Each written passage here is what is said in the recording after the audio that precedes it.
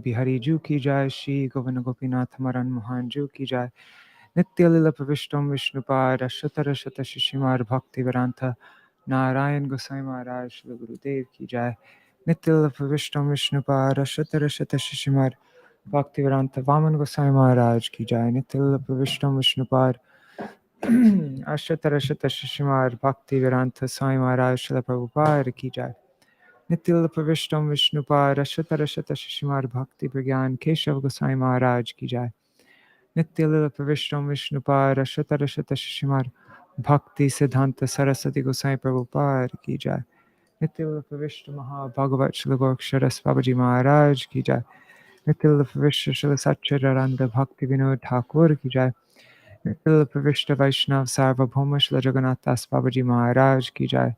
Shri Rupanu Gauriya Guru Varga ki jai, Shri Rupa Sanatan Bhatta Raghunath Shri Jeev Gopala Bhatta Das Raghunath Shard Gosai Prabhu ki jai, Shri Sarup Damodar Rai Ramanandari Shri Gaur Parshad Vrinda ki jai, Namachay Shri Lahai Das Thakur ki jai, Prem se kaho Shri Krishna Chaitanya Prabhu Nityananda, Shri Advaita Gadadhar Vasari Gaur Bhakta Vrinda ki jai, Shri Kshetra Mandala Gaura Mandala Vraja Mandala Mathura Vrindavan Dham ki jai, Sarva Abhishta Bharata Giriraj Maharaj ki jai, Shri Radha Kund Shama Kund Yamuna Ganga Tulsi Bhakti Devi ki jai, Shri Harinam Sankirtan ki jai, Ananta Koti Vaishnava Vrinda ki jai, Shri Nartam Das Thakur ki jai, Tadir Shubhatirabhav Titi ki jai, Shri Jiva Goswami Par ki jai, Shri Satchidananda Bhakti Vinod Thakur ki jai, Ananta Koti Vaishnava Vrinda ki jai, Samagata Gaur Bhakta Vrinda ki jai, Shri Nitai Gaur Premanande Hari Hari Gaur. Hari Bol. So there's nobody. This is actually probably the worst time to be going live in the middle of the day, and it's in the middle of the night there in the West. So right now there isn't anybody watching, but I'm just gonna record this live now anyways, well, if anybody wants to watch later on. All right, so this is the 5th article in the series of articles by Vrindāraṇya dāsī. The first article, she told the history of this subject. Like the history of this debate about whether bhakti is only bestowed and not in any way inherent in the jiva, or if it is simultaneously bestowed and inherent. And as we see very clearly from our recent acharyas, it's very crystal clear, and it's like a very foundational part of the teachings that it's repeated over and over and over everywhere, all throughout the writings. It's like a very core conception that bhakti is inherent within us. It's but that it also needs to be bestowed. Like we can't, it's And Vrindāraṇya in the next article, she gives she explains she gives a roadmap of the coming articles. There'll be 18 articles altogether. So she gives a synopsis of what each of the articles will be about. And then in the third article, what was the third article? Oh yeah, in the third article, she gives a very simple explanation about just to make it, because the concepts get very complicated, and so she just so that we have a basic understanding, she explains, and this is explained. This example was given by Sundar Gopal Prabhu in his presentation, and so she takes from that and explain. She gives an example of a swan who has been encaged from birth, and sorry, my mind went blank. I didn't really prepare for it. I wasn't expecting to do this. I just all of a sudden decided to. But yeah, a swan that has been encaged from birth, he has a particular nature, right? Like the swan is meant to be swimming in a lake with, frolicking with the lotuses and, swimming around in the lake. That's the nature of a swan. But if it's been encaged from birth, it won't be able to that nature won't come out, and it will display as distorted nature. It will start to pluck out its feathers, and it won't be. But nonetheless, that nature to swim in the lake is there within the swan, even though it's not experiencing it. So, but the thing is, if with an animal that's been encaged from birth, if you open up the cage, the animal won't go out. You can see, I actually saw some videos on YouTube showing how animals just like stayed inside. It actually takes somebody to go in the cage and take the animal out. And so if somebody's able to do that, brings them, oh my God. I have some guests here. Hey, I'm just doing a live. Sorry, my friend's just here. I'm just doing a live stream right now. I'm just doing a live stream, but I'll be done soon.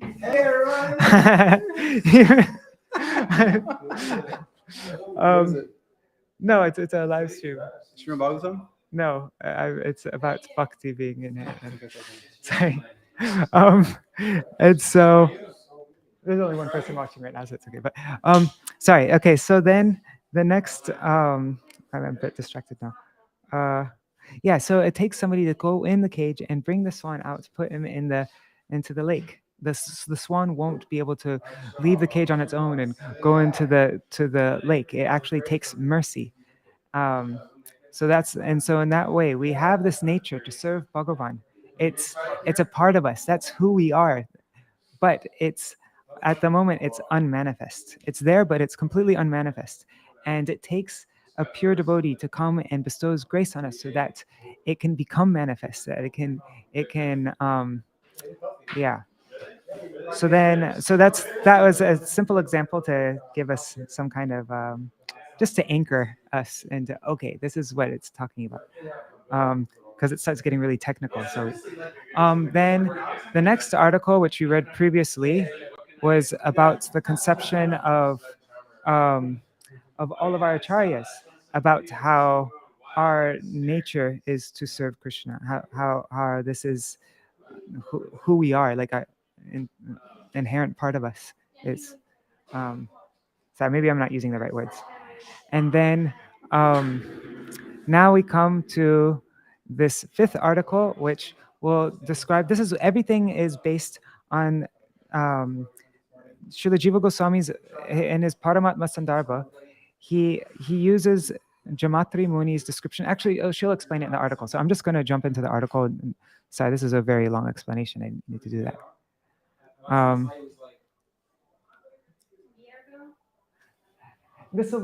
be done soon. I just need to. Sorry, guys. Okay, where am I? Okay, so this is the article. You can find it harmonist.us. Part 5. Wait a second. Here's part 5. Okay. So let's see if I can put it in reading view. Yeah. Okay. So the simultaneous inherency and bestowal of Bhakti, part 5. The 21 intrinsic characteristics of the soul, by Vrindāraṇya dāsī. This is published on September 19th. So almost a month ago. Let us examine the soul's intrinsic characteristics, the Sarup Lakshan, which Sri Jiva says were enumerated by Sri Jamatri Muni, who is a very senior teacher of the Sri Vaishnava Sampradaya. He mentions that Jamatri Muni bases his list of intrinsic characteristics on the Padma Puran. The Padma Puran lists 18 characteristics, and Jamatri Muni adds 3 additional characteristics, being a knower, a doer, and enjoyer. That is Gyatritva, Kartritva, and Bhoktritva. So here are the 21 characteristics. And so this is very important. Actually, I want to memorize this verse. I just wrote it down here on Evernote. I'll do the Sanskrit also, just even though it's not in the article, it's just because it's okay. Atmana devana naro na tirakstavaro nacha na deho indriyam naiva mana prano nan apidhi. So the Atma is not a demigod, not devo, is not human, not naro, is not an animal, not tirak, or an immovable being, na stavaro na cha. So yeah, The Atma is not deho, is not the body. He's nendriyam. He's not the senses, and he's not the mind, na mana, and he's not the life force, pranona, na pidi, and he's also not the intellect, not the dhi, intellect. The soul is na jaro. He is not inert. Na vikari cha. And cha, he is not subject to change. He doesn't undergo any transformation. And the soul is jnana matratmako nacha. He is not just knowledge alone. And then verses 6 and 7, swasmai swayam prakashasyad. This one, I don't 100% understand this one, so I need to look into this more. But basically, the soul manifests himself to himself. He is self-luminous. Swasmai prakasha. And he reveals himself to others and reveals others to himself, like rays of a lamp. So he's self-luminous, plus he reveals himself to others and reveals others to himself, like with a lamp. The lamp shows itself to others, and from the lamp's light, you can see other people. You can see everything else around the lamp. And so that's prakasha as a quality, is the soul manifests himself to himself, and prakasha as a substance, dravya, he reveals himself to others, like it gives an example of a lamp. But I really want to understand all these like very clearly and be able to explain them and understand them nicely. So I can't do that at the moment. But then the soul is ekarupa. The soul is of one form, and the soul is sarupa bhak. The soul is situated in its own essential nature. He's situated in his own sarup.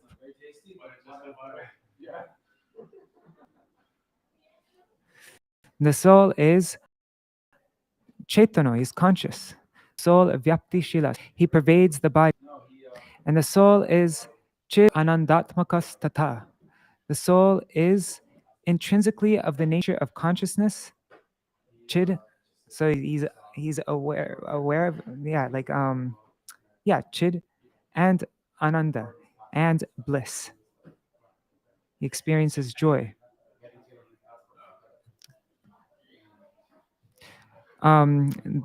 Chid consciousness, and also it's like cognizant, right? Then 13, the soul has its own identity. Aham artha pratikshetram.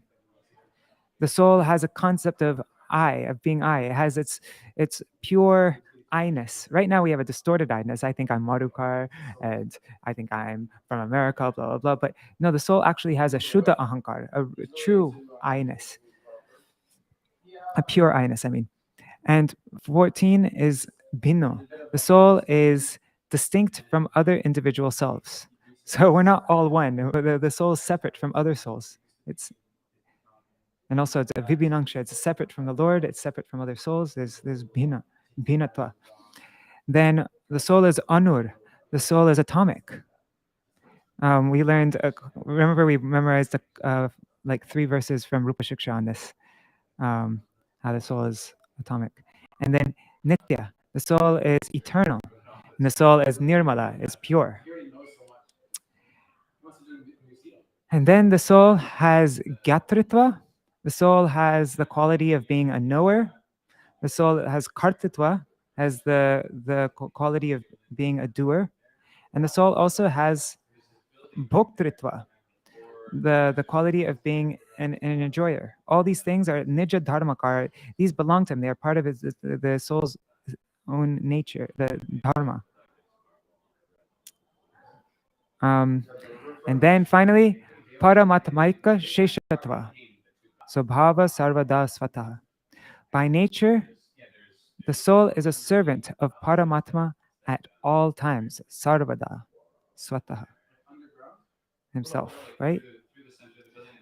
Naturally, svabhavas, naturally, by nature, inherently. Nature is a better word. Yeah, so that's, did I read this? Yeah, okay. Let's just say the Sanskrit one more time, I want to try to memorize this, but Atmana devo na naro na tiryakstavaro na cha na deho nendriyam naiva mana prano na chapidhi na jaro na vikari cha jnana matratmako na cha swasmai swayam prakashasyar ekarupa sarupa bhak chetano vyaptishilascha chid anandatmakastatha ahang artha pratikshetram bhino nur nityas nirmila kartritva bhoktritva nija dharmaka paramatmaka sheshatva sabhava sarvada svataha. Especially this last verse. This is the most important verse. The sotritva, kartritva, bhoktritva, and most importantly, sheshatva. That's the dasya.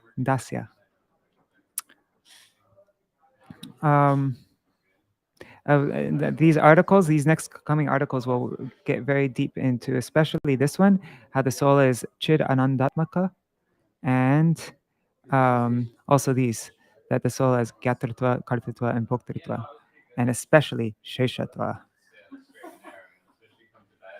This is the most important one, sheshatva. Okay, so let's go back to the article. These are the 21 characteristics that Srila Jiva Goswami took from Jamatri, like actually, Jamatri Muni, I think, was explaining this verse from Padma Puran, which has 18 characteristics, but he added these 3 additional characteristics of, Gatritva, Kartritva, and Bhoktritva. And then Jiva Goswami uses his parallel explanation of the Padma Purana verse because of these 3 things that are included. So these are eternal, inherent characteristics of the soul. When devotees argue whether bhakti is inherent or not, they will point to these characteristics. It seems, therefore, that it should be easy to determine whether bhakti is inherent or not. I will now explain why what seems like an obvious answer has become a controversy. Sorry, I'm getting distracted. I'm listening to their conversation at the same time. Let me see if anybody's watching. Okay, there's a couple of people there. God, it's really difficult doing this while there's people talking. Okay. How some sarup characteristics, some of the intrinsic characteristics can be unmanifest. Importantly, although these characteristics are eternal, they are not all fully manifest when the jiva is conditioned by material nature.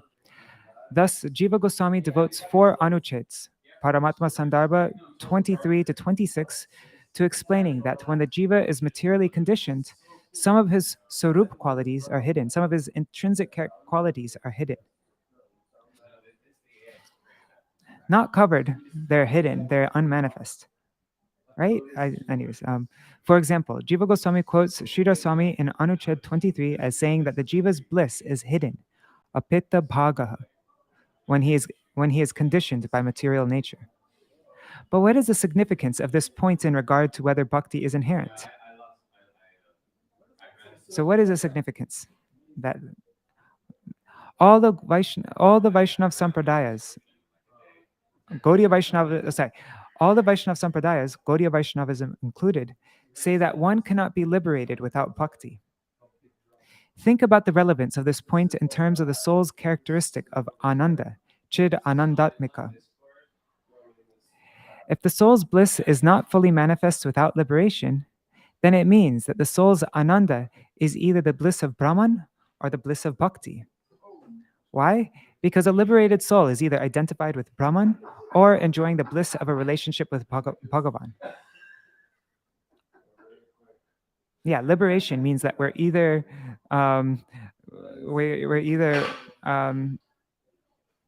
being identified with Brahman or identifying our our relationship with Bhagavan. That's what's Those are the only, yeah, sorry guys. But one may ask, why couldn't Chid Anandatmika refer to the bliss of the Jivan Mukta? Why couldn't it refer to the bliss of the Atma who is not identified with material nature, but also not identified with Brahman or Bhagavan?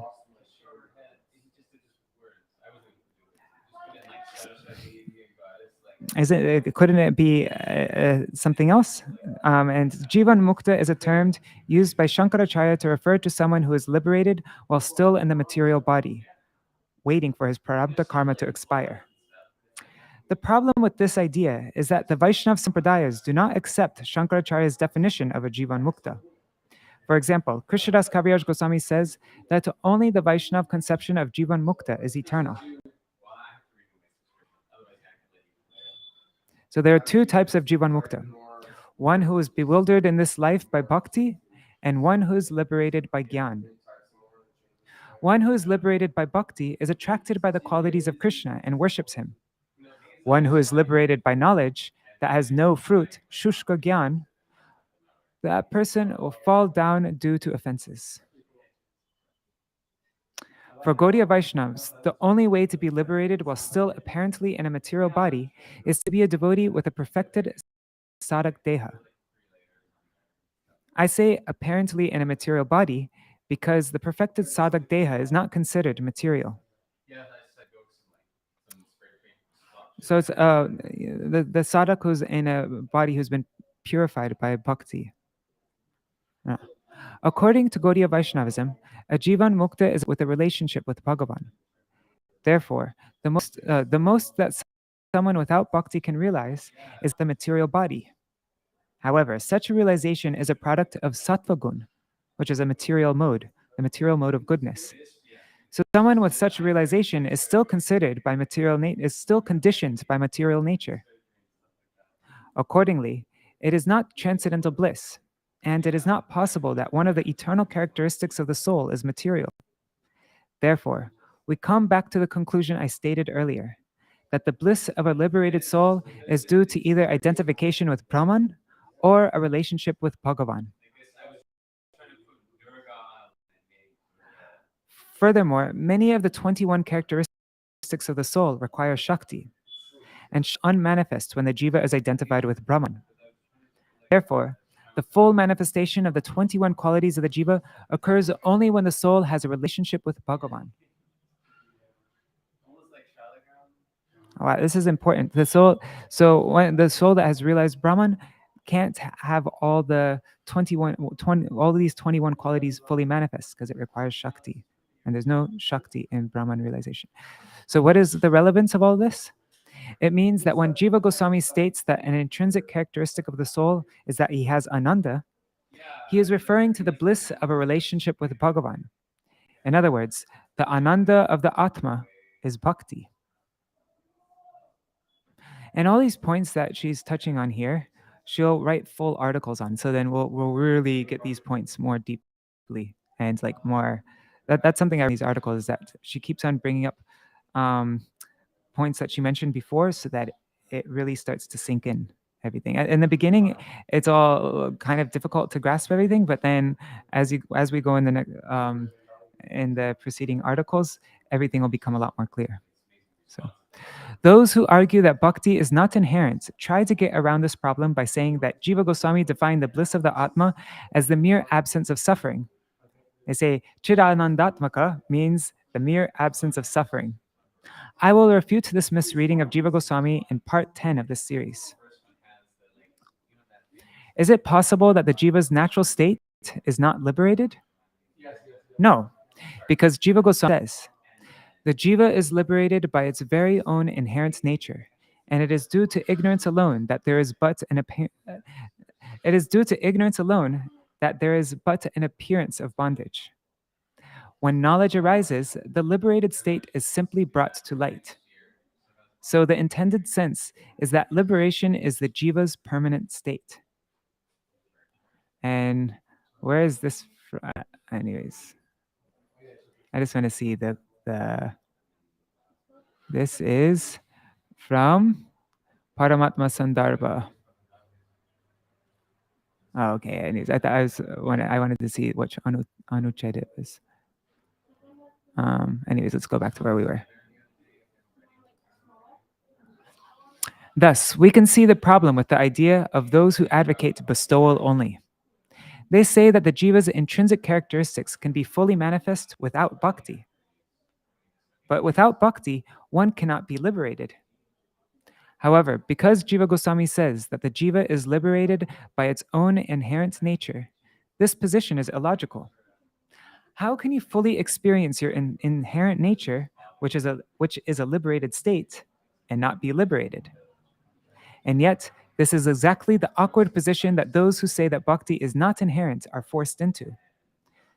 The opening Anuched of Priti Sandarbha, in the opening Anuched of Priti Sandarbha, Jiva Goswami confirms, as long as the jiva does not have devotion, priti for me, Vasudev, he will not be liberated from the body.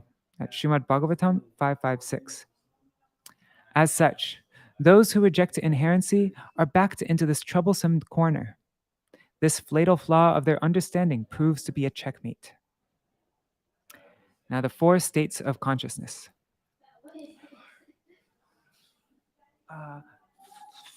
5 minutes, 7 minutes. Okay, I don't know, either 5 or 7. The four states of consciousness. To further establish this important point that the jiva can only realize the full manifestation of his intrinsic qualities in liberation, let us consider the same point from another angle of vision. The four states of consciousness described in Paramātma Sandarbha 20, Anuched 20. Wait, and these 21 characteristics of the soul, this is Anuched 19. So this is the next Anuched in Paramātma Sandarbha after the 21 characteristics. He explains this. These states of the jiva, so there are 4 states. The 3 states of the jiva, waking, sleeping, and deep sleep, are material. God is famous as the 4th, turiya. When the jiva, the atma covered by avidya or ignorance, realizes his true nature, he will experience the 4th state of consciousness. What is that? That's turiya. And, sorry, somebody came here to see me. What am I doing? Okay. Tattva Sandarbha 63.4 clarifies this point. When the mind, giving up the 3 states of waking, dreaming, and deep sleep by bhakti yoga, spontaneously enjoys the lotus feet of the Lord, at that time the conditioned soul realizes the Lord and gives up all material desires. That's Srimad Bhagavatam 12.7, verses 20 and 21. Bhagavat Sandarbha 105 confirms, one cannot realize the real Swarup described in scripture by being absorbed in the effects of Maya. Thus, for realization, you must reject Maya. In the absence of Maya, you realize Prem.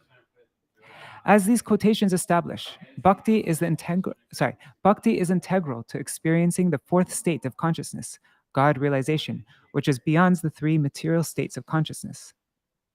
Yeah, how could you have God realization without Bhakti? Since 3 of the states of consciousness are material and the other is God consciousness, the jiva must either be in material consciousness or God consciousness. There is no state of consciousness in which the jiva experiences himself separate from material or spiritual consciousness. Since the scripture establishes that the jiva is not material, it naturally follows that God realization is our natural state. Obviously, the soul cannot be God conscious without bhakti.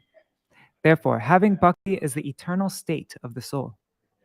Indeed, this is precisely what Jiva Goswami affirms in Bhakti Sandarbha 178, when he states that selfless bhakti is natural for the jivas.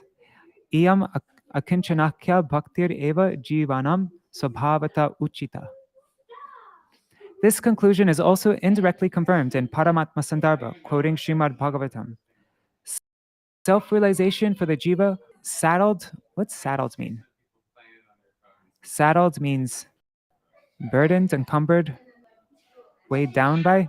No, let me see. Let me look at the dictionary. Putting a saddle on. Oh, burdened. Yeah, burden someone with an onerous responsibility or task. Okay, that makes sense. So self-realization for the jiva who is saddled with beginning ignorance intelligence is not possible by his own efforts. It is possible only if knowledge is imparted to him by another. It is possible only if knowledge is imparted to him by another who knows the reality. That's Srimad Bhagavatam 11:22-10. Why can't the jiva realize himself by his own effort?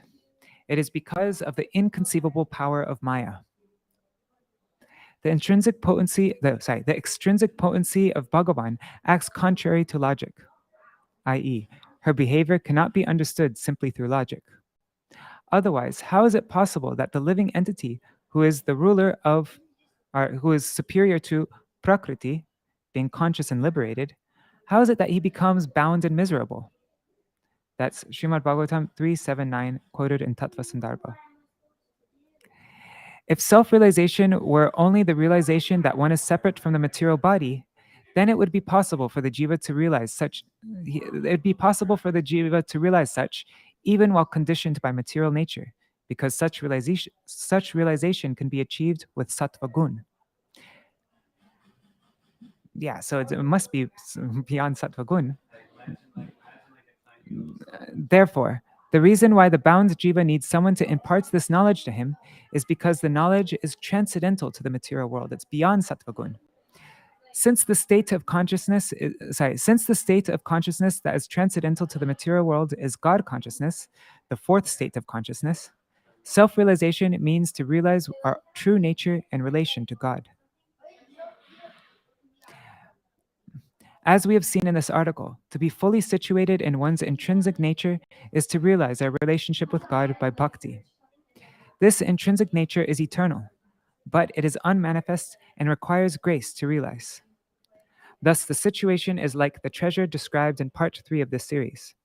Although the man was wealthy, he has inherence, he needed the astrologer, that is bestowal grace, to tell him where to find his wealth. So inherently, the man was wealthy, but he needed an astrologer. He needed bestowal grace to tell him where to find his wealth. Similarly, our natural state is to be established in God consciousness, but we need help to turn to God because we are covered by the inconceivable potency of Maya. In this way, we have seen powerful evidence that bhakti is both inherent and bestowed. In the next article, we will consider the matter from another angle of vision, whether the soul searches for bliss or merely for the absence of suffering. So it's going to go through that chid anandatmaka. Does that mean that there's actually some ananda in the soul? Or does it just mean that there's an absence of suffering? That's what the ananda is, absence of suffering. So I don't know when I'll read the next article, hopefully maybe tomorrow, but I don't want to make any false promises. But yeah. All right, I have to go now. So I'm just going to end right here. If any of you would like to learn these 4 verses with me, let me know, because it's fun to learn verses with other people. And yeah, I want to understand all these characteristics more clearly, more deeply. Yeah, so I would be happy to share this with you and we could go through it together. All right, Dandavat Pranams, everybody. Hari Bol. Hare Krishna Shasharmaji. Right, I'm ending the video now. Hari Bol.